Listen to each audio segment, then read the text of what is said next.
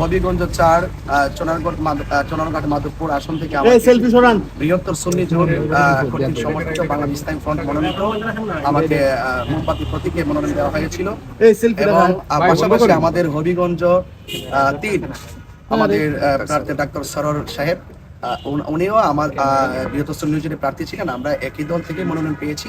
আলহামদুলিল্লাহ আজকে আমাদের দুজনেরই মনোনয়নপত্র বৈধ হয়েছে, সেই জন্য আল্লাহ পাকে শুকরিয়া আদায় করছি। বিশেষ করে আমার হবিগঞ্জ ৪ চুনারঘাট মাধবপুর মানুষের প্রতি আমার নিরন্তর ভালোবাসা এবং শ্রদ্ধা নিবেদন করছি এবং আমি আশা করছি নির্বাচনের যে সমস্ত প্রার্থীরা রয়েছেন মাঠে, সকল প্রার্থীরা অত্যন্ত নির্বিঘ্নে সক্রিয়ভাবে তাদের যে প্রচারণা তারা যেন নির্বিঘ্নে করতে পারে, সেটা আমি আইন শৃঙ্খলা বাহিনীর কাছে আমি বিনীত অনুরোধ করছি।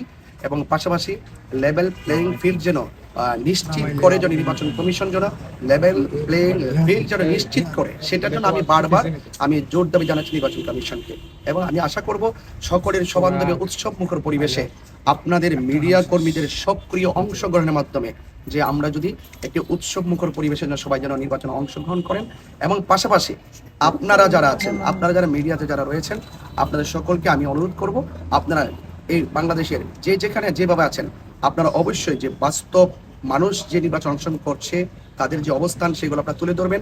সেখানে কেউ যেন কোনো ধরনের ব্যক্তি বলয় কিংবা আধিপত্য বিস্তার করে সেই বাংলাদেশের কাঙ্ক্ষিত নির্বাচনের যে স্বপ্ন, সেই স্বপ্ন যদি কেউ ধূলিসাৎ না করে, সেদিকে আপনারা বাস্তবতার আলোকে সবকিছু তুলে ধরবেন, এটা আমরা আপনাদের কাছে প্রত্যাশা রাখি।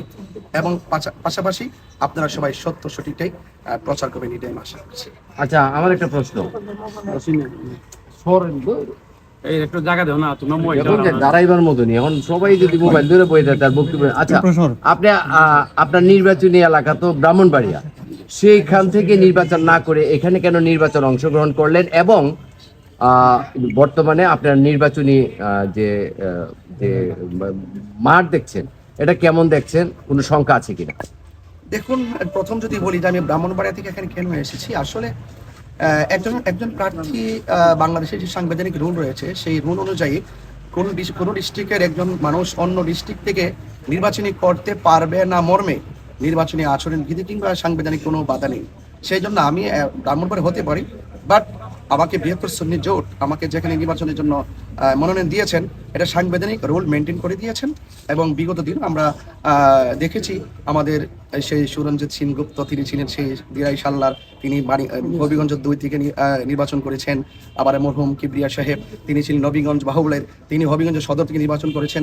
তো এই জন্য যারা সাংবিধানিক যে নিয়মটার উপরে যারা একটু জানা নেই, তারা হয়তো অনেক সময় প্রশ্ন করতে পারেন। আমি আপনাদের মাধ্যমে দেশবাসীকে জানাতে চাই যে একজন মানুষ যখন যে কোনো জায়গার হতে পারে, সে যে কোনো আসন থেকে নির্বাচন করতে পারে, সাংবিধানিক কোনো বাধা নেই।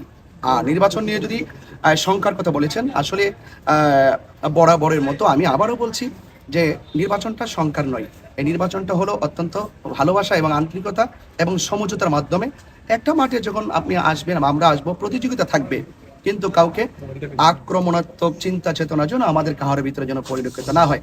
আমি অন্যান্য রাজনীতিবিদ যারা আছেন, যারা নির্বাচন অংশগ্রহণ করছেন, সবার কাছে আমি অনুরোধ করব, আমরা একজন আরেকজনের সাথে সৌহার্দ্যপূর্ণ ভালোবাসা আন্তরিকতা রেখে আমরা একটি অংশগ্রহণমূলক নির্বাচনের মাধ্যমে আমরা সমাজের প্রতিনিধিত্ব করতে চাই। যারা ভোট দিবেন তারাও আমাদের এই দেশের নাগরিক, যারা দিবেন না তারাও আমাদের নাগরিক। একদম যে আমরা যে একজন ক্ষমতায় চলে আসলেই যে বিপরীতের মানুষদেরকে যে আবার আমরা কুণ্ঠাসা করে রাখি, এটা কিন্তু রাজনৈতিক শিষ্টাচার নয়। আমি মনে করি আমি যদি কোনো এখানে প্রতিনিধি হয়, তাহলে আমি ইনসাফের ভিত্তিতে, আমাদের এখানে ধর্ম, বর্ণ, দল, মত নির্বিশেষে সকলে যারা আমাকে ভোট দিবে, যারা দিবে না, সকলেই আমাদের দেশের নাগরিক হিসাবে একজন দায়িত্বশীল প্রতিনিধি হিসাবে তার উচিত সবার সাথে ভালো আচরণ করা। যেমন আমার আসন যদি বলি, চা শ্রমিক থেকে শুরু করে সুবিধা বঞ্চিত যারা রয়েছেন, সনাতন ধর্মী যারা রয়েছেন এবং অন্যান্য মুসলমান যারা রয়েছেন, সকল মানুষের নিরাপত্তা এবং নির্বিঘ্নে সকলে স্বাধীনভাবে চলাফেরার যে একটি স্বাধীনতা, সেই স্বাধীনতা দেওয়ার নামটি হলো রাজনীতি। আমরা চাই সুস্থতার রাজনীতিটা মানবিকভাবে আমাদের ঘরে ফিরে আসুক, সেটি আমি প্রত্যাশা রাখি। বিজয়ের ব্যাপারে আপনি কতটুকু আশা? দেখেন, আল্লাহ পাকের পরিকল্পনা তো তিনি নির্ধারণ করে রেখেছেন। তো আল্লাহ পাকের পরিকল্পনা, আল্লাহ হলেন উত্তম পরিকল্পনাকারী। আল্লাহ পাক যেটা জীবে লিখে রেখেছেন সে তাওয়াক্কাল তো আল্লাহ। আমি চেষ্টা চালিয়ে যাচ্ছি, যদি আল্লাহ পাক রব্বুল আলামিন আমাকে দয়া করেন তাহলে হয়তোবা আমি আশা করতে পারি। তবে এবং যারা আমি চেষ্টা করে যাব, মানজাদা ওয়াজাদা, যে চেষ্টা করে সে পায়। আমি চেষ্টা করে যাচ্ছি, আপনারা আমাদের জন্য দোয়া করবেন এবং সবার সুস্বাস্থ্য কামনা করছি।